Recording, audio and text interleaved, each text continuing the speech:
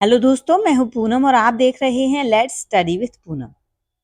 आज के वीडियो में हम बात कर रहे हैं एक विशेष चटनी की जो छत्तीसगढ़, झारखंड और उड़ीसा में रहने वाले आदिवासियों द्वारा बनाई जाती है। उड़ीसा के मयूरभंज और सिमलीपाल इलाके में मिलने वाली लाल चींटियों से बनने वाली इस चटनी को वहाँ जीआई टैग भी मिला हुआ है। इन तीनों ही राज्यों में ये चटनी काफी ज्यादा फेमस है और बहुत स्वाद से खाई जाती है। इस चटनी को खाने से आपको प्रोटीन मिलेगा, विटामिन B12 मिलेगा। छत्तीसगढ़ के आदिवासी बताते हैं कि इन चटनी का स्वाद खाने में थोड़ा सा खट्टा होता है।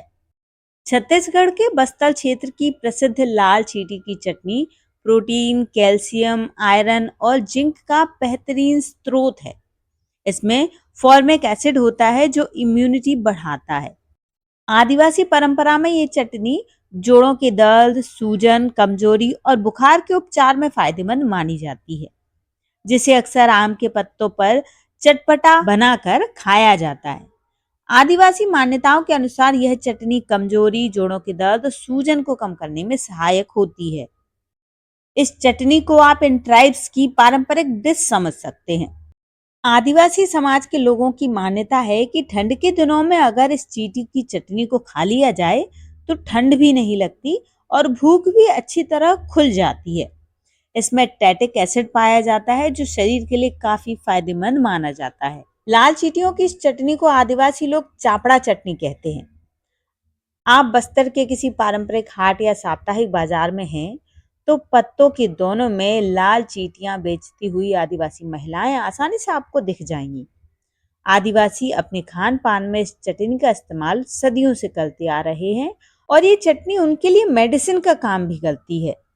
ये चींटियां पेड़ के पत्तों को आपस में जोड़कर घोंसला बनाती हैं, इसलिए इन्हें बुनकर चींटी भी कहा जाता है। ये छत्तीसगढ़ के जंगलों में मुख्य रूप से साल या आम के पेड़ों पर बहुतायत में पाई जाती हैं। ये चींटियां, जिन्हें वीवर चींटी या फिर बुनकर चींटी भी कहा जाता है, ये घरों में पाई जाने वाली लाल चींटियों से अलग होती हैं। उड़ीसा में जब यही लाल चींटियों से बनने वाली चटनी बनती है तो इसे काई चटनी बुलाया जाता है। 2 जनवरी 2024 को आधिकारिक रूप से जीआई टैग मिला है इस चटनी को। 2020 में आवेदन करने के बाद मयूरभंज काई सोसाइटी लिमिटेड के माध्यम से इसे सुरक्षा मिली, जो स्थानीय जनजातियों की आय बढ़ाने और उनकी संस्कृति को सुरक्षित करने में मदद करेगा। अब जानते हैं कि ये जीआई टैग आखिर क्या भला है। जीआई टैग मतलब graphical indication tag.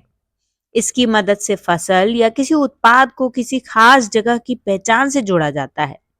GI tag किसी उत्पाद को उसकी जगह या गुणवत्ता की पहचान देता है। इसका मकसद है कि असली उत्पाद की पहचान बचाना और नकली चीजों को रोकना।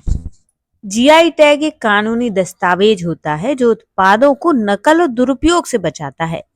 सांस्कृतिक महत्व ये है कि जीआई टैग पारंपरिक ज्ञान, शिल्प, कौशल और विरासत की रक्षा करते हैं।